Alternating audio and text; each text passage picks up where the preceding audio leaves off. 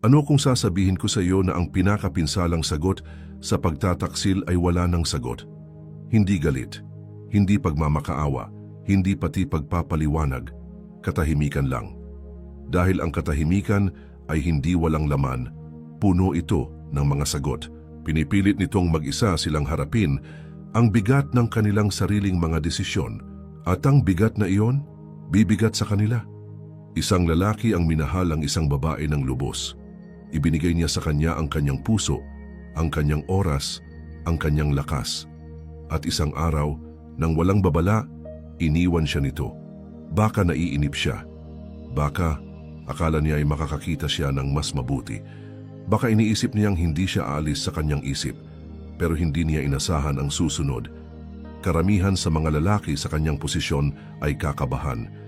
Magagalit sila, magmamakaawa o lulunod sa kanilang emosyon at mararamdaman niyang malakas siya kasi ang kontrol ay ibinibigay, hindi kinukuha. Pero ang lalaking ito, iba siya. Pinili niyang gamitin ang isang sandata na mas mabagsik kaysa anumang insulto, anumang argumento, anumang desperadong pakiusap. Pinili niyang ang katahimikan at sa sandaling iyon, binago niya ang lahat. Inangkin niyang muli ang lahat ng iniisip niyang pag-aari niya. Ang katahimikan ay hindi kahinaan. Isa itong kapangyarihan na sobrang lakas na pinapabagsak nito ang mga nagkasala sa bigat ng kanilang sariling isipan. At kung matutunan mong masterin ito, hindi ka na muling hahabol, hindi ka na magpapaliwanag, hindi mo na kailangan ng closure, dahil ang iyong pagkawala ay magsasalita ng mas malakas kaysa anumang salita. Kung handa ka nang maging hindi matitinag, i-like ang video na ito, mag-subscribe at mag-comment sa ibaba. Katahimikan ang aking kapangyarihan. Number 1. Ang sining ng pagkontrol sa emosyon ng mga emosyon, ang mga tanikala na nagtatali sa mga lalaki.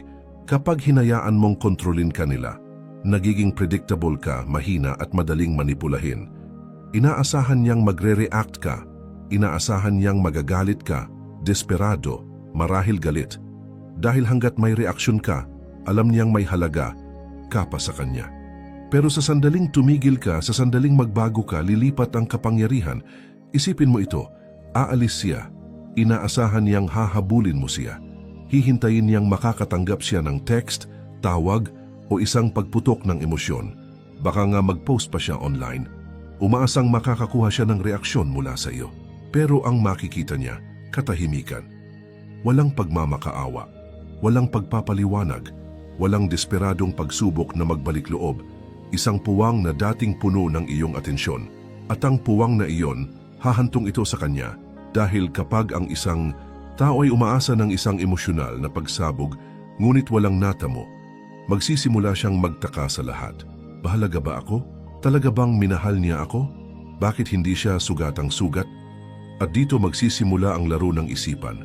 Kapag tumanggi kang mag-react, magtatanim ka ng binhi ng pagdududa sa kanyang isipan.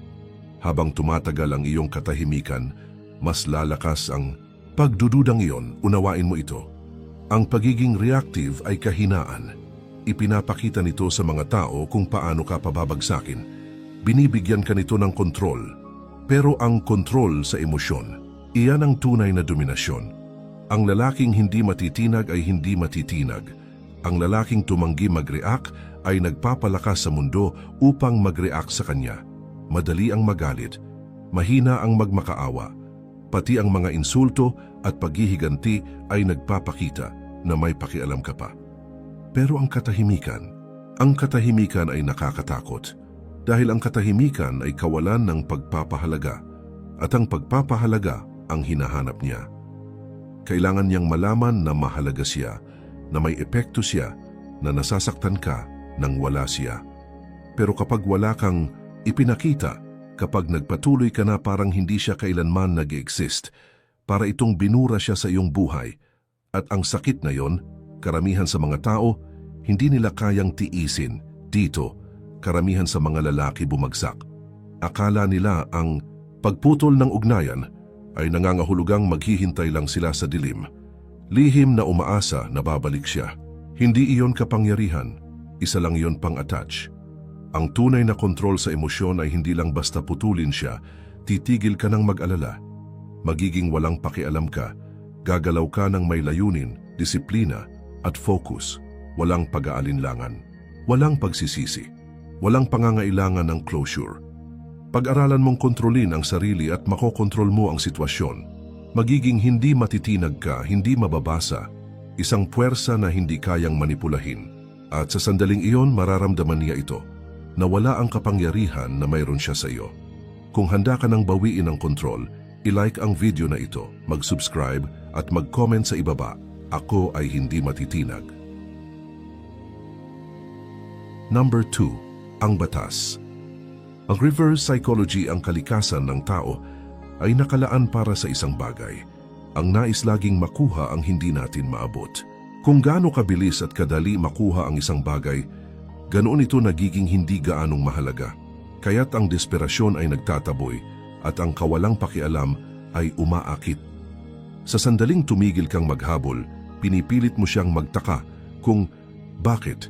Sa sandaling tumanggi kang makialam, pinaparamdam mo sa kanya na naghahanap siya ng iyong atensyon. At kapag tuluyan kang nawala, nagiging isang obsession siya. Iniwan ka niya, iniisip niyang ipaglalaban mo siya. Iniisip niyang matitinag ka. Pero kapag ginawa mo ang kabaligtaran, kapag nawala ka ng parang bula, umiikot ang kanyang isipan. Nagsisimula siyang magtanong sa lahat, bakit hindi siya tumawag? May pakialam ba siya talaga? May iba na ba siyang kasama? Inaasahan niyang magalit ka, malungkot, o kahit galit. Ang hindi niya inasahan, ang hindi niya ipinaghanda, ay katahimikan. Ang katahimikan ay makapangyarihan dahil pinipilit nitong punuan ng ibang tao ang mga nawawalang detalye at ang isipan ng tao ay malupit. Gumagawa ito ng mga kwento na mas masahol pa kaysa sa realidad. Kapag tumigil ka ng mag-reply, hindi lang niya iniisip na moving on ka na. Isipin mong binubuo niya ang ideya na ikaw ay umaasenso, umaangat, nagiging isang tao na hindi kayang abutin. Nagtataka siya kung kailan ka ba talagang naging seryoso. Kung nagkamali ba siya sa pagpapahalaga sa sarili niyang halaga. At bigla, ang kapangyarihan na akala niya ay nasa kanya. Naubos na. Pero narito ang tunay na sikreto. Kung gagawin mo ng tama ang laro na ito, hindi lang niya pagdududahan. Ikaw ay pagpapalungkotin. Baka makita ka niya sa publiko, hindi nag-aalala at mas maganda kaysa dati. Baka may mga kaibigan kayo na nagsasabing maganda ang iyong kalagayan. Baka marinig niyang may iba ng babaeng may atensyon mo. At ngayon, siya na ang makakaramdam ng pagiging iniwan. Ang reverse psychology ay epektibo dahil ito ay nagmamanipula ng mga inaasahan. Inaasahan niyang siya ang magiging premyo, siya ang may kontrol. Pero sa pamamagitan ng pag-alis ng walang pag-aalinlangan, binabago mo ang buong kwento. Hindi ka na ang lalaking magmamakaawa para sa kanyang pagbabalik. Ikaw na ngayon ang lalaking sana ay hindi niya pinakawalan. At ang realisasyon na iyon, masakit. Karamihan sa mga lalaki ay humihingi ng closure. Gusto nila ng mga paliwanag. Gusto nila siyang ipaliwanag kung gaano sila nasaktan. Pero ang totoo, ang katahimikan ay gumagawa ng lahat ng trabaho para sa iyo. Walang pagsasalita, walang pagtutol, walang sinadyang mensahe na kasing lakas ng isang bagay na hindi niya inaasahan. Ikaw na lumayo ng walang pangalawang pag-iisip. Kung tunay mong nauunawaan ito, hindi ka na muling hahabol. Dahil maiintindihan mo na sa sandaling maging hindi ka abot, ikaw ay nagiging hindi kayang labanan. Kung handa ka nang ibalik ang kapangyarihan, i-like ang video na ito, mag-subscribe at mag-comment sa ibaba. Ang katahimikan ko ang nagpapatanong sa lahat. Number 3. Ang pagkabuhay muli sa pamamagitan ng pagdadalamhati ang sakit ay hindi maiiwasan. Ang pagdurusa ay isang pagpili. Karamihan sa mga lalaki, kapag nasaktan, hinahayaan nilang kainin sila ng sakit. Umiikot sila sa kanilang kalungkutan. Pinapalipas nila ang oras sa pag-overthink. Kung ano ang mali na lunod sa pagsisisi, hinahayaan ang bigat ng pagkawala na sirain sila. Tumitigil silang kumain, tumitigil mag-ehersisyo, tumitigil mag-focus sa kanilang layunin. Nauupo sila sa dilim, nakatitig sa kanilang cellphone, naghihintay ng mensaheng hindi kailanman darating. Pero ang mga lalaking umaangat, ang mga lalaking nagiging hindi matitinag, Ginagamit ang sakit bilang gasolina. Hindi nila tinatakbuhan ito. Hindi nila pinapalakas ang sarili sa pamamagitan ng pagkalimot dito. Niyayakap nila ito, binabago at bumangon na mas malakas kaysa dati. Dito hinuhubog ang iyong kapangyarihan. Hindi sa mga madaling sandali, kundi sa mga pagdurusa. Inaasahan niyang matitinag ka. Inaasahan niyang maghuhulog ka, mawawala sa sarili mong kalungkutan. Gusto niyang maniwala na hindi ka na makakabangon mula sa pagkawala niya. Dahil hanggat nasasaktan ka, hawak pa rin niya ang kapangyarihan sa iyo. Pero sa halip, ginagamit mo ang sakit na iyon at ginagawang hindi matitinag, kinukuha mo ang mga gabing walang tulog at ginagawang pagkakataon para magtrabaho sa katahimikan. Kinukuha mo ang galit at tinatahak ang gym. Kinukuha mo ang pagkawala at ginagawang self-discipline. Bawat segundo na ginugol mo na iniisip siya ay isang segundong ninakaw mula sa lalaking nakatakda mong maging. Karamihan sa mga lalaki naghahanap ng paghihiganti. Gusto nilang makita siya na nagsisisi. Gusto nilang makita niyang nagwawagi sila. Gusto nilang patunayan na mali siya. Pero ang pag-iisip na iyon ay mahina pa rin dahil nakasentro pa rin ito sa kanya. Ibig sabihin, may pakialam ka pa. Ibig sabihin, naghahanap ka pa ng validation. At hanggat patuloy siyang sumasakop sa iyong isipan, hindi ka malaya. Ang tunay na lakas ay hindi tungkol sa pagpapakita ng anuman sa kanya. Ito ay tungkol sa pagpapakita ng lahat sa sarili mo. Ito ay tungkol sa paggising araw-araw at pagbuo ng sarili. Bilang isang lalaking, hindi na kailangan ng validation, hindi na kailangan ng closure, hindi na kailangan ng anuman, kundi ang sariling disiplina at focus.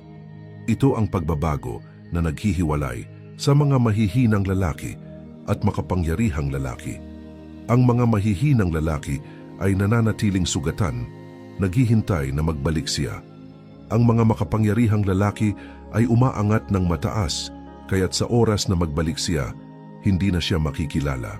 Dahil kapag binuo mo ang sarili mo, kapag itinaas mo ang bawat aspeto ng iyong buhay, hindi para sa kanya, hindi para sa iba, kundi para sa iyo, nagiging hindi matitinag ka. At kapag napansin na niya, kapag na-realize niyang ang lalaking iniwan niya ay wala ng kinalaman, magiging huli na, unawain mo ito. Ang paglago ang pinakamahusay na paghihiganti, hindi mga post sa social media, hindi mga pilit na pagpapakita ng tagumpay. Ang tunay na paglago, ang uri ng paglago na magpaparamdam sa kanya na isang estranghero ka na.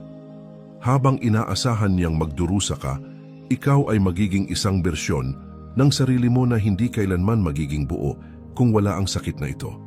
Ito ang dahilan kung bakit ang pagkabigo ay isang regalo. Binabasag nito ang ilusyon na kailangan mo ng ibang tao upang maging buo. Pinipilit nitong ipatayo ang sarili mong pundasyon, isang pundasyon na walang sino man ang kayang wasakin muli. At sa sandaling tumigil ka ng magbalik tanaw, sa sandaling tumigil ka na maghintay na magsisi siya, doon mo makakamta ng tunay na tagumpay.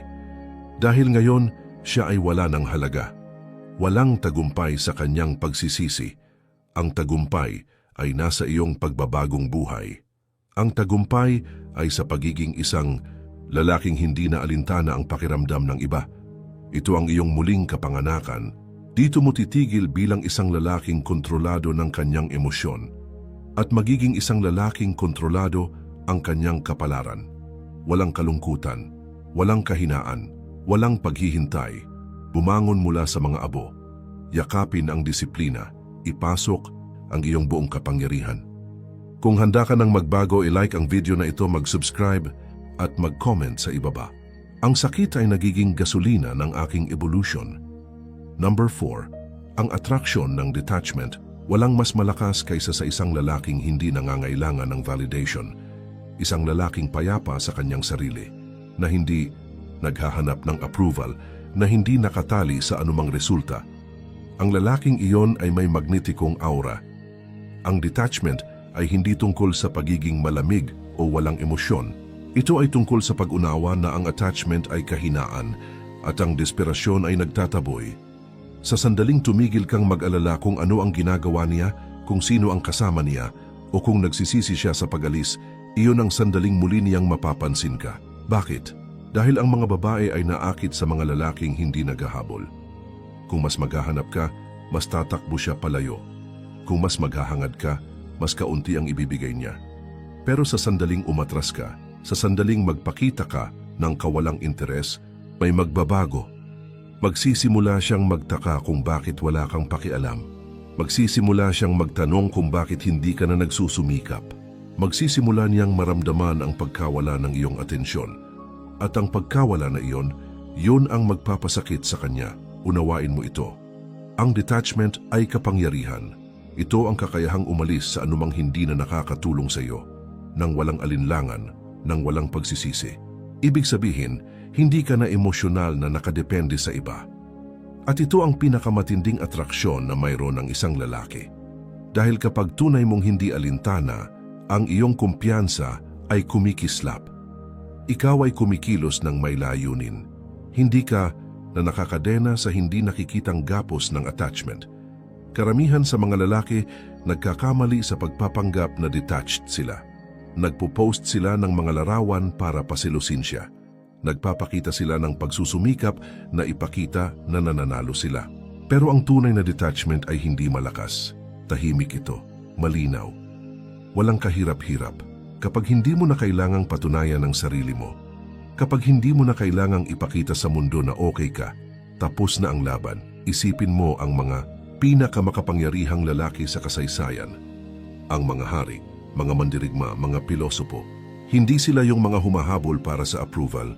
Pinapakita nila ang respeto sa pamamagitan lang ng pag-iral nila sa kanilang kapangyarihan. Alam nila ang kanilang halaga. At dahil doon, sumunod ang iba.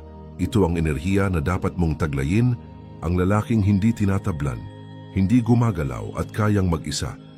At narito ang tunay na kabalintunaan, ang sandaling tunay mong itigil, ang pagpapahalaga kung nagsisisi siya sa pagkawala mo.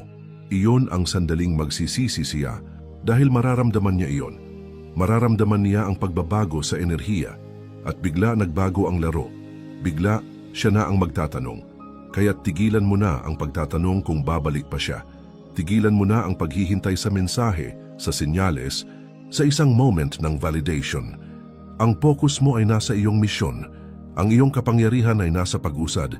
Binubuo ang iyong sarili na maging mas malaki, mas matatag. At kung baling araw, tumingin siya pabalik. Kung magsisisi siya, hindi na yun problema mo.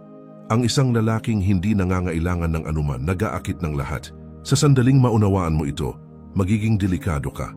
Kung handa ka ng yakapin ang tunay na detachment, i-like ang video na ito, mag-subscribe at mag-comment sa ibaba.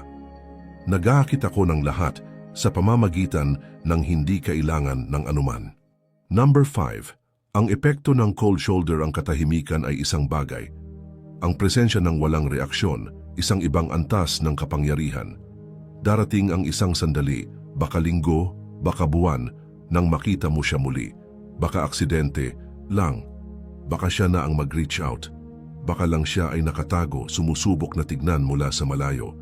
At sa sandaling iyon, ang lahat ng gagawin mo o hindi gagawin ang magtatakda kung sino ang may hawak ng kapangyarihan. Karamihan sa mga lalaki, bumabagsak sa ilalim ng pressure na ito. Nakita nila siya at bumalik ang mga lumang emosyon. Sinasubukan nilang magpanggap na cool pero nauurong. Iiiwas sila ng tingin o magpapakita ng sobrang saya. Para bang may pinapakita. Parehong mali. Parehong nagpapakita na siya ay may epekto pa sa iyo. Pero ang lalaking bihasa na sa cold shoulder effect, iba siya. Hindi siya umiwas, hindi siya humahabol, hindi siya nagre-react. Ina-acknowledge niya siya nang hindi ipinapakitang apektado. Kung magsasalita siya, sasagot siya, pero kalmado at walang pakialam, walang init, walang galit. Isang neutral na presensya lang. Ang enerhiya niya ay nagsasabi, isa ka na lang ibang tao ngayon, at iyon ang magpapabagsak sa kanya dahil inaasahan ng mga babae na ang mga lalaki ay magmamakaawa o magpapasira ng tulay. Inaasahan nila ang galit o ang pananabik, pero ang kawalang interes ay nakakatakot. Sinasabi nito sa kanya na hindi ka na espesyal, na nawala na ang lahat ng emosyonal na kontrol sa iyo. At ang epekto na iyon, maghahantong sa kanya kaysa sa anumang argumento. Isipin mo ito, magpapadala siya ng isang simpleng mensahe, sinusubukan ang tubig. Inaasahan niyang makakakita ng excitement, galit, kahit anuman. Pero sa halip, makakakuha siya ng isang maikli, hindi pilit, na sagot. Walang emojis, walang sobra-sobrang paliwanag, walang indikasyon na naisip mo pa siya. At ngayon, siya ay nalilito. Maliit na ba siya sa iyo? Talaga bang nakalimutan mong mag-move on ng ganun kadali? Ang pagdududa ay kumakalat tulad ng isang virus sa kanyang isipan. Dahil ngayon, siya na ang naghahanap ng iyong validation. Nagbabaliktad na ang mga papel. Kailangan niyang malaman kung may kontrol pa siya. At ang hindi mo pagbibigay sa kanya ng sagot, iyon ang magpapabagsak sa kanya. Ang kapangyarihan ng cold shoulder ay hindi nasa pagputol sa kanya ng lahat ng ugnayan. Nasa pagpapakita sa kanya ulit at ang pag-alam niyang wala na siyang epekto sa iyo. Maalala niya ang lalaking dating humahabol sa kanya na dating may malasakit. At makikita niya ang isang estranghero sa kanyang lugar. Iyon ang nag-iiwan ng epekto. Iyon ang nagpapalungkot sa kanya. Pero pagdating ng oras na maalala niyang nawala, hindi mo na apektado dahil ang bersyon ng iyo na siya ay dati kilala, patay na. Kung handa ka nang makamit ang ganitong antas ng kontrol, i-like ang video na ito, mag-subscribe at mag-comment sa ibaba. Pinakamalakas ako kapag wala akong sinasabi. Number 6. Ang pagbalik ng isa na umalis, laging bumabalik sila. Laging. Baka hindi ngayon, baka hindi bukas, pero isang araw kapag tumigil ka nang isipin siya.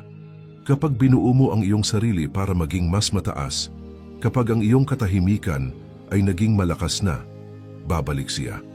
At kapag nangyari iyon, mayroon ka lamang isang trabaho. Siguraduhin na hindi na siya mahalaga. Ito ang sandali kung saan karamihan sa mga lalaki ay nabibigo.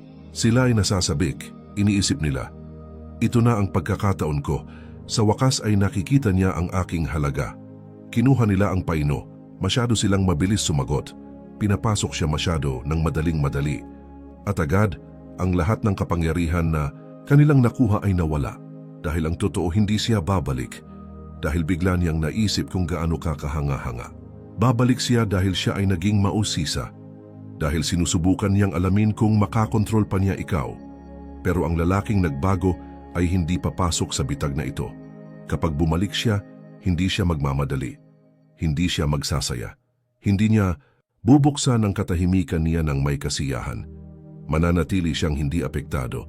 Baka sumagot siya, baka hindi. Baka i-acknowledge siya, baka hindi. Pero isang bagay ang tiyak. Hindi niya pababayaang maramdaman niyang may halaga pa siya. Ito ang paraan para sirain ang ego ng umalis. Inaasahan niyang maghihintay ka pa. Akala niya, iniisip mo pa siya.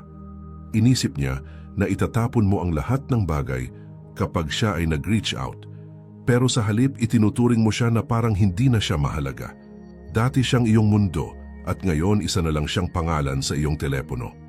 Ang realisasyong ito ay sisirain siya dahil walang masakit kaysa sa makalimutan. Walang mas matindi kaysa sa malaman na ang isang tao na minsang nagmahal sa iyo ay tuluyan nang nakapag-move on. Nang umalis siya, akala niya siya ang premyo. Akala niya maaari siyang bumalik kapag gusto niya. Pero ngayon ikaw na ang premyo at siya ay isa na lamang sa iyong mga opsyon. Huwag mong bigyan siya ng kasiyahan na malaman na mayroon pa siyang epekto sa iyo. Kung pipiliin mong sumagot, panatilihing maikli. Kung pipiliin mong makipag-ugnayan, manatiling detached. Kung tatanungin ka kung kumusta ka, sabihin mo lang, okay. Wala nang iba, walang detalye, walang paliwanag, walang nostalgia. Ipakita mo sa kanya na hindi mo siya kailangan para malaman kung gaano ka kasaya. At dito siya mararamdaman ang pinakamalakas na pagsisisi. Dahil kapag ang isang lalaki ay tunay na naka-move on, kapag hindi na siya nagmamalasakit, kung siya ay magstay o aalis, doon niya mararamdaman na nawala ka na sa kanya magpakailanman. Kung handa ka nang maging ang lalaki na kanilang pagsisihan na nawala, i-like ang video na ito, mag-subscribe at mag-comment sa ibaba. Laging bumabalik sila kapag tumigil akong mag-alala. Number 7. Ang huling hakbang ng kapangyarihan, indifference, pagkawala ng interes. Ang huling yugto ng kapangyarihan ay hindi nakasalalay sa pagbabalik niya. Ito ay nasa hindi mo na pagnanais na siya'y bumalik. Karamihan sa mga lalaki ay gumugugol ng mga buwan kahit taon. Nang lihim na umaasa na magsisisi siya sa pag-alis. Naghihintay sila ng araw na maiisip niyang nawalan siya. Pero ang tunay na tagumpay ay kapag tumigil ka na sa pag-aalala, kapag ang kanyang pagsisisi ay wala ng halaga sa iyo at ang kanyang pagbabalik ay wala ng kahulugan sa iyong buhay. Ang indifference, pagkawala ng interes, ay ang pinakamataas na hakbang ng kapangyarihan dahil ito ay nagpapakita na hindi na siya may kontrol sa iyong emosyon. Hindi ito galit, hindi ito puot, ito ay wala at ang wala ay nakakatakot. Dahil kapag ang isang lalaki ay tunay na naka-move on, hindi niya ito ipinapaalam.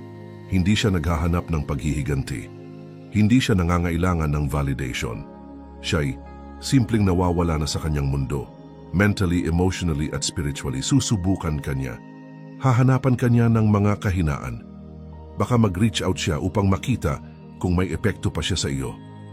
Baka panoorin niya ang mga stories mo, umaasang mapansin mo siya.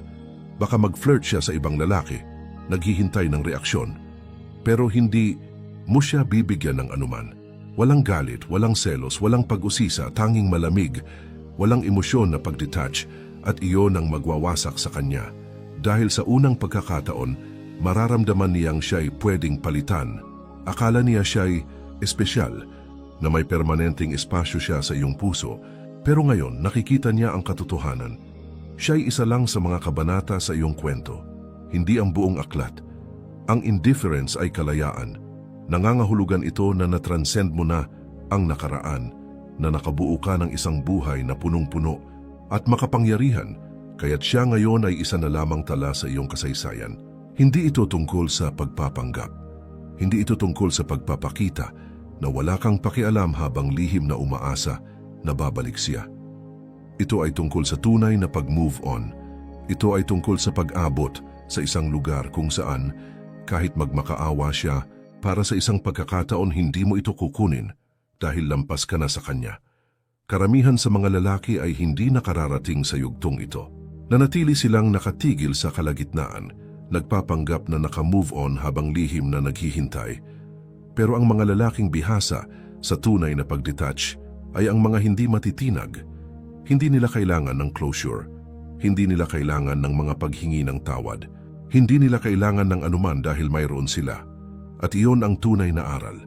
Ang wakas ng layunin ay hindi kailanman tungkol sa pagpapasisiya sa kanya. Ang layunin ay maging sobrang nakatutok, sobrang disiplinado, sobrang hindi matitinag, na hindi na siya mahalaga. Kung naiintindihan mo ito, nanalo ka na. Kung handa ka ng katawanin ang tunay na kapangyarihan, i-like ang video na ito, mag-subscribe at mag-comment sa ibaba. Indifference ang aking pinakamalakas na armas. Number 8, ang mundo ay iyo, hindi ka nila matagal na ginawa mong sentro ng iyong mundo siya. Ang mga isip mo ay umiikot sa kanya. Ang kaligayahan mo ay nakatali sa kanya. Ang pagpapahalaga mo sa sarili ay nakadepende sa kanyang pag-apruba. Pero ngayon ay bawiin mo ang lahat ng ibinigay mong labis dahil ang katotohanan ay ang buhay mo ay hindi kailanman nakasentro sa kanya. Ito ay laging tungkol sa iyo. Isipin mo, gaano karaming oras ang ginugol mo para panatiliin siyang masaya? Ilang sandali ang inilalaan mo sa pagpapanggap sa kung ano ang naiisip niya, nararamdaman niya at gusto niya? At saan ka dinala ng mga iyon? Nawawala, pagod, walang kapangyarihan. Dahil habang binibigyan mo siya ng labis na pansin, nawawala ka sa sarili mo. Tapos na yon. Ang sandali na ibabalik mo ang atensyon sa sarili mo. Pumasok ka sa iyong tunay na kapangyarihan. Wala nang paghihintay ng mga text. Wala nang pagsilip sa social media niya. Wala nang pag-aalala kung sino siya o kung anong ginagawa niya. Isinara na ang kabanatang iyon. Ngayon, ang tanging bagay na mahalaga ay ang iyong misyon, mga layunin, pag-unlad at ang iyong imperyo. At dito nangyayari ang tunay na pagbabago. Kapag ang isang lalaki ay tumigil sa pamumuhay para sa panlabas na pag-apruba at nagsimulang mamuhay para sa sarili niya, siya ay nagiging hindi matitinag. Binubuo niya ang katawan, isipan at yaman. Tinutulungan niya ang sarili na mag-level up sa mga paraang hindi niya kailanman naisip. At habang umaangat siya na pagtatanto niya, hindi siya nilikha para manghabol. Siya ay nilikha para habulin. Mararamdaman niya ang pagbabagong ito. Malalaman niya ang tungkol sa lalaking iyong nagiging. Makikita niya kung paano ka pinag-uusapan ng mga tao at bigla magpapalit ang mga papel. Ang lalaki na minsang naglagay sa kanya sa pedestal ay ang lalaki na ngayon ay nais niyang ibalik. Ang lalaki na dati ay naghihintay sa telepono niya ay ngayon ay puno ng mga bagong opsyon, mga bagong oportunidad. Ito ang pinakamahirap na katotohanan na ayaw tanggapin ng karamihan sa mga lalaki. Hindi na siya kabilang sa mundo mo. Ang bersyon mo na nagmahal sa kanya, ang lalaking iyon ay patay na. Namatay siya nang magdesisyon kang muling buuin ang sarili mo. At ang bagong ikaw ay lumampas na sa kanya. Siya ay isang aral lamang, isang hakbang patungo sa iyong ebolusyon. Ang mundo ay iyo, hindi kanya. Ikaw ang premyo. Hindi ka nagmamakaawa. Hindi ka humahabol. Hindi ka naghihintay para sa ibang tao na makilala ang halaga mo. Ikaw ang lumilikha ng halaga. Hindi mo kailangan ng permiso para maging dakila. Kukunin mo ang iyo. Maglalakad ka tulad ng isang hari. Mag-iisip ka tulad ng isang tagapagtagumpay. Hindi mo na iniintindi kung sino ang magsisisi sa pagkawala mo dahil abala ka na sa pagkapanalo. At ito ang kagandahan ng lahat. Ang sandali na tumigil kang mag-alala tungkol sa kanya ay ang sandali na tunay mong maiintindihan kung sino ka talagang meant na maging. Hindi siya ang destinasyon. Siya ang nagpukaw sa iyong kamalayan. Ito ang iyong paggising. Ito ang iyong pag-angat. Kung handa ka nang kunin ang iyong nararapat, i-like ang video na ito, mag-subscribe at mag-comment sa ibaba. Ako ang premyo. Number 9. Ang huling tawanan ay para sa Stoic ang pinakamagandang paghihiganti ay hindi ang patunayan siyang mali. Ito ay ang patunayan ng iyong sarili na tama. Ito ay ang maging lalaking palaging itinakda sa iyo. Ang lalaking hindi kailangan ng pag-apruba. Ang lalaking hindi naghahanap ng paghihiganti. Ang lalaking kumikilos ng tahimik at pinapakita ang kanyang mga resulta sa sarili. Ang huling tawanan ay para sa lalaking hindi na nagmamalasakit. Noong una, akala niya maaari kanyang palitan. Akala niya magiging isa ka na lamang sa mga lalaking naiwan sa kanyang nakaraan. Ngunit ngayon ay nakikita niya ang katotohanan. Nakikita niya ang bersyon mo na umusbong mula sa apoy. Ang lalaking hindi lang basta nakapag-move on, siya ay nag-evolve. Ang lalaking dati niyang kilala ay nawala at sa kanyang lugar ay nakatayo ang isang hindi matitinag na puwersa. Isang lalaking hindi kayang manipulahin, isang lalaking hindi naghahanap, hindi humahabol, hindi nagre-react, at iyan ang maghahantong sa kanya sa walang katapusang pag-iisip. Hindi ang galit, hindi ang katahimikan, kundi ang iyong ganap na kawalang interes. Dahil ang tunay na kapangyarihan ng isang stoic na lalaki ay ang hindi pagpapabaya ng kahit anong makaalog sa kanyang pundasyon. Hindi niya pinapayagan ang kanyang emosyon na magdikta ng kanyang mga aksyon. Hindi siya lumalahok sa mga laban na hindi karapat-dapat sa kanya. Umiiwas siya at binubuo ang kanyang kaharian. At ngayon pinagmamasdan ka niya mula sa malayo. Marahil ay binabantayan pa rin niya ang iyong profile. Marahil ay naririnig niya ang iyong pangalan sa mga usapan. Marahil ay nagtatangkang magpadala ng mensahe umaasang muling makuha kahit kaunti sa pansin na dati niyang ipinagpapalagay. Ngunit hindi niya alam na nanalo ka na. Hindi dahil pinagselos mo siya, hindi dahil nagsisisi siyang iniwan ka, kundi dahil wala na siyang espasyo sa iyong isipan. Akala niya may kapangyarihan siya sa iyo. Akala niya palagi ka lang nandyan, naghihintay, umaasa, nagnanais.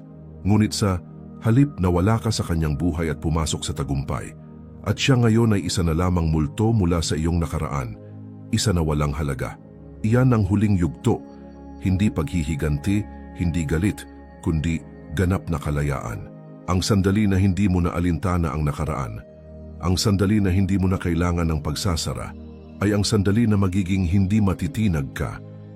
Dahil ngayon, nauunawaan mo na ang pinakadakilang tagumpay ay ang inner peace, at ang pinakadakilang kapangyarihan ay ang sariling pagmastersy. Kaya hayaang magtaka siya, hayaang magsisi, hayaang umupo siya sa bigat ng kanyang mga desisyon, ngunit ikaw, Patuloy ka nang mag-move forward dahil hindi ka kailanman meant na manatili sa nakaraan. Hindi ka nilikha para lamunin ng kung ano ang dati. Ikaw ay nilikha para umangat. Ang huling tawanan ay para sa Stoic at sa oras na malaman niyang kung ano ang nawala niya, ikaw ay malayo na at hindi na maririnig ang mga pagsisisi. Kung handa ka nang yakapin ang tunay na kapangyarihan, i-like ang video na ito, mag-subscribe at mag-comment sa ibaba. Ako ay hindi matitinag. Nandyan ka na sa dulo.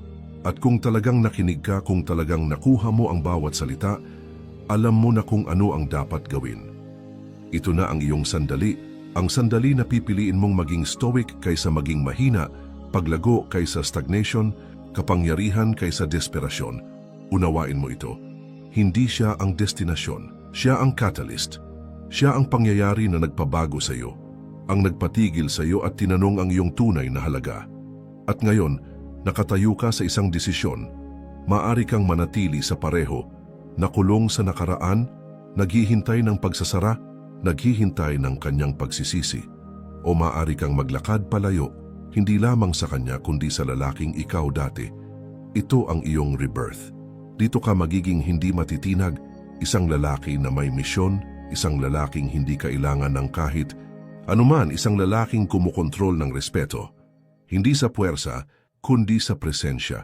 At sa sandali na tumigil kang manghabol, ang sandali na tumigil kang mag-react, ang sandali na sumulong ka sa iyong kapangyarihan, makikita mo kung paano bumabaluktot ang mundo para sa iyo. Kaya hayaang magsisi siya, hayaang magtaka siya, hayaang umupo siya sa katahimikan ng sarili niyang mga desisyon. Ngunit ikaw, patuloy ka lang dahil ang mga dakilang lalaki ay hindi tumitingin pabalik. Hindi nila inuukit ang nakaraan. Binubuo nila, umaangat sila, nangunguna. Kung ang video na ito ay tumama sa iyo, kung handa ka nang kunin ang buong kontrol ng iyong buhay, i-hit ang like button, mag-subscribe para sa mas maraming content at mag-drop ng final na comment sa ibaba. Ako ay hindi matitinag at tandaan ang huling tawanan ay palaging para sa Stoic.